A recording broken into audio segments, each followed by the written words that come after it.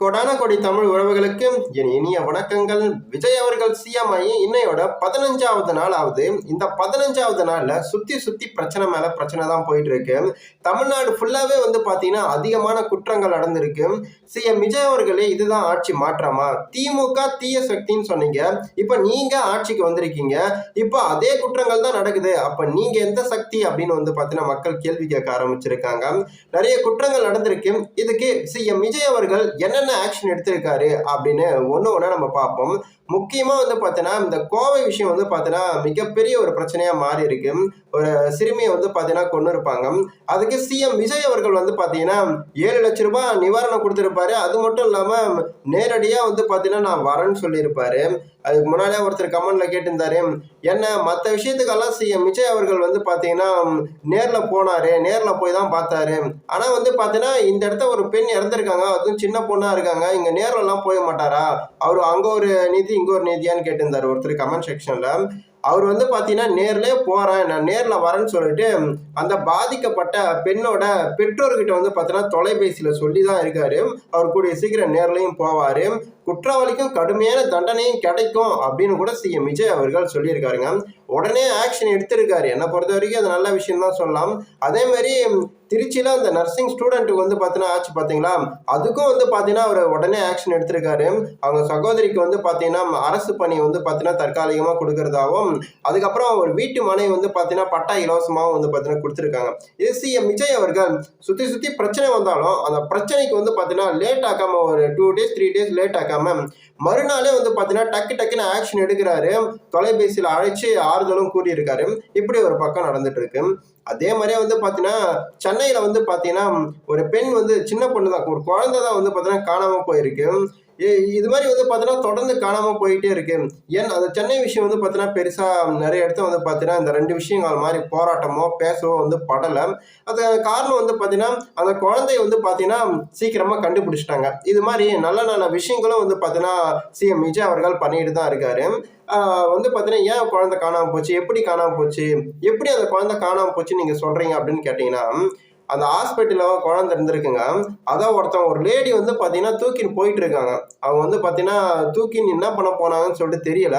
But காவல் அதிகாரிகள் பாத்தீங்கன்னா கரெக்டா அவங்க பதுங்கி இந்த இடத்த பாத்தீங்கன்னா கண்டுபிடிச்சு அந்த குழந்தைய பாத்தீங்கன்னா மீட்டு இருக்காங்க. ஆனா அந்த லேடி பாத்தீங்கன்னா என்ன நோக்கத்துக்காக தூக்கின்னு போனாங்கன்னு தெரியல. எனக்கு என்ன வருத்தம் அப்படின்னு கேட்டீங்கன்னா, ஒரு குழந்தை பெத்துக்கிறது எவ்வளவு வலி, எவ்வளவு ஒரு கஷ்டமான விஷயம்னு சொல்லிட்டு ஒரு கேர்ளுக்கு பாத்தீங்கன்னா நல்லாவே தெரியும். அப்படி இருந்தும் பாத்தீங்கன்னா ஒரு குழந்தை எப்படி கடத்த பாத்தீங்கன்னா அந்த லேடிக்கு மனசு வருதுன்னு சொல்லிட்டு சீரியஸாவே தெரியல எனக்கு. அப்படி ஏன் கடத்தணும், கடத்தி என்ன பண்ண போறாங்க? ஒரு குழந்தைய வச்சு பெருசா நம்மளால என்ன பண்ண முடியும்? ஒருவேளை பாத்தீங்கன்னா யாருக்கெல்லாம் விற்கிறாங்களா, இல்ல பாத்தீங்கன்னா அவங்களே வளர்க்குறாங்களா, என்ன காரணம் நமக்கு சரியா புரியல. பட்டு அடுத்தவங்க குழந்தைய இப்படி திருடின்னு போறது பாத்தீங்கன்னா மிகப்பெரிய ஒரு குற்றம். அதுக்கான தண்டனை கண்டிப்பா பாத்தீங்கன்னா அவங்களுக்கு கிடைக்கும்.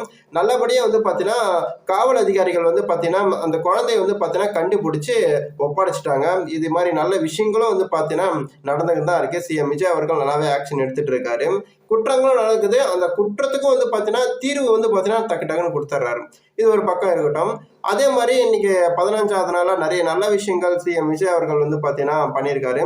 கொடைக்கானல்ல பாத்தீங்கன்னா டூர் பாத்தீங்கன்னா டூர் போறவங்க யாரெல்லாம் பாத்தீங்கன்னா இருந்தீங்கன்னா அங்க பாத்தீங்கன்னா 31ஆம் தேதி வரைக்கும் பாத்தீங்கன்னா ஃப்ரீயா நீங்க போயிட்டு பாத்தீங்கன்னா பாத்துக்கலாம். இதுக்கு முன்னாடி பாத்தீங்கன்னா நீங்க பாக்குறதுக்கு காசு கட்ட வேண்டியதா இருக்கும். இப்போ பாத்தீங்கன்னா 31ஆம் தேதி வரைக்கும் சிஎம் விஜய் அவர்கள் பாத்தீங்கன்னா நீங்க ஃப்ரீயா பாத்துக்கலாம், என்ஜாய் பண்ணிட்டு வாங்க இந்த கோடை லீவ்ல அப்படின்னு பாத்தீங்கன்னா ஃப்ரீயா பாக்குற அனுமதியும் பாத்தீங்கன்னா சிஎம் விஜய் அவர்கள் பண்ணியிருக்காரு.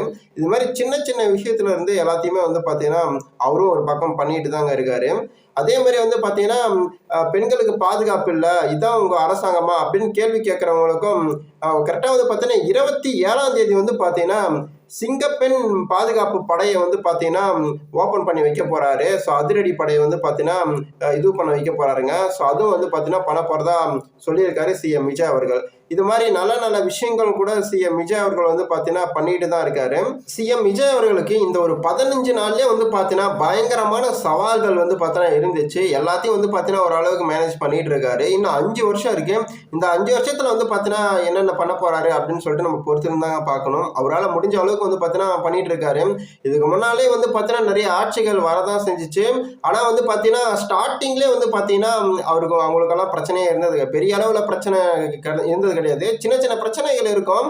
ஆனா இந்த அளவுக்கு தமிழ்நாடே பேசக்கூடிய அளவுக்கு வந்து பார்த்தீங்கன்னா பிரச்சனைகள் ஏற்பட்டதே கிடையாது.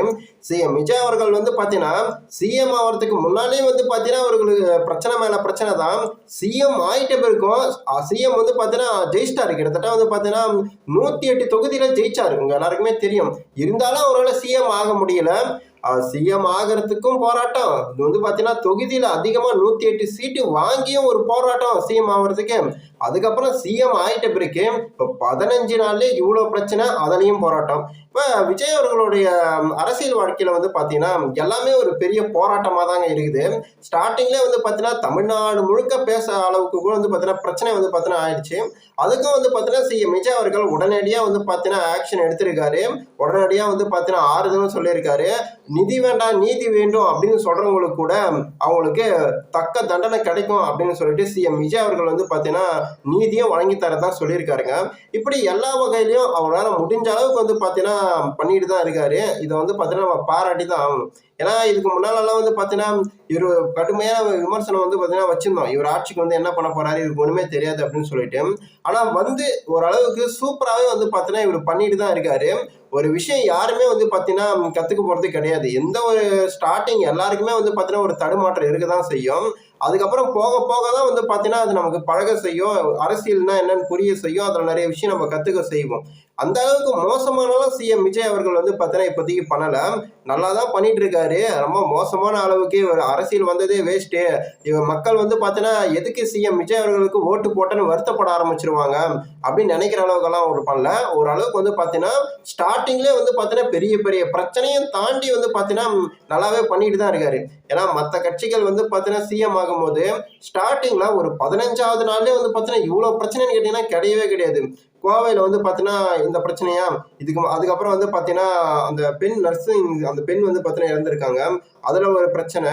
அதுக்கப்புறம் டாஸ்மார்க் பிரச்சனை. டாஸ்மார்க்கில் வந்து பார்த்தீங்கன்னா விஜய் வந்துட்டாரு. ஆனால் வந்து பார்த்தீங்கன்னா பாட்டிலுக்கு இப்போ 20 ரூபா வாங்குறாங்க அப்படின்ற பிரச்சனை. அதுக்கப்புறம் வந்து பார்த்தீங்கன்னா எங்கப்பா இவர் ஏதோ அறிவிச்சாரு இலவசமாக வந்து பார்த்தீங்கன்னா அது தரேன் 4000 ரூபாய் தரேன், வேற இல்லாதவங்களுக்கு 4000 ரூபாய் தரேன், உரிமை தொகையெல்லாம் வந்து பார்த்தீங்கன்னா தரேன்னாரு. இன்னமும் வரலையே, எங்கே போயிட்டாரு, இதெல்லாம் எப்போ வரும் அப்படின்னு பிரச்சனை. இப்படி ஒரு நாளுமே ஒரு பிரச்சனை. சிஎம் விஜய் அவர்கள் வந்து பார்த்தீங்கன்னா ஒரு தலையில வந்து பார்த்தீங்கன்னா வந்துடுது. அடுத்த நாள் என்ன பிரச்சனை, அதாவது நம்ம தலைக்கு மேல ஒரு கத்தி இருக்கிற மாதிரியே சிஎம் விஜய் அவர்களுக்கு ஒரு நாளுக்கும் அவர் தலையில ஒரு கத்தி இருக்கிற மாதிரி தான். எதனா ஒரு பிரச்சனையை வந்து பார்த்தீங்கன்னா அவர் ஃபேஸ் பண்ண வேண்டிய சூழ்நிலை வந்து பார்த்தீங்கன்னா உருவாயிடுது. ஆனால் என்னதான் பிரச்சனைக்கு மேல பிரச்சனை வந்தாலும் வந்து பார்த்தீங்கன்னா அதை சமாளிச்சு வந்து பார்த்தீங்கன்னா சூப்பராகவே வந்து பார்த்தீங்கன்னா ஹேண்டில் பண்ணிட்டு இருக்காரு இது வரைக்கும். ஏன்னா வந்து பார்த்தீங்கன்னா நம்ம ஸ்டார்டிங்லேயே வந்து பார்த்தீங்கன்னா குறை சொல்றது என்னை பொறுத்த வரைக்கும் தப்பு. அவர் வந்தாரா, வந்து ஆட்சி பண்ணட்டும், இன்னும் நாட்கள் போகட்டும், இப்போதான் 5 நாள் ஆகுது.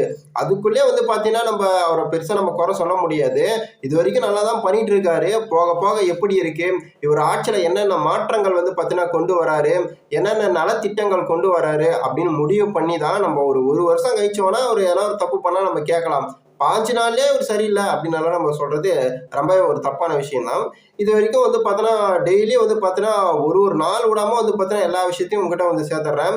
பிரச்சனையாக இருக்கட்டும், கெட்ட விஷயங்களாக இருக்கட்டும், சிஎம் விஜய் அவர்கள் பண்ணுற நல்ல விஷயமா இருக்கட்டும், எல்லாத்தையும் உங்களுக்கு சேர்த்துட்றேன். இன்னைக்கு 5வது நாள் இவ்வளோ விஷயங்கள் வந்து பார்த்தீங்கன்னா நடந்திருக்கு.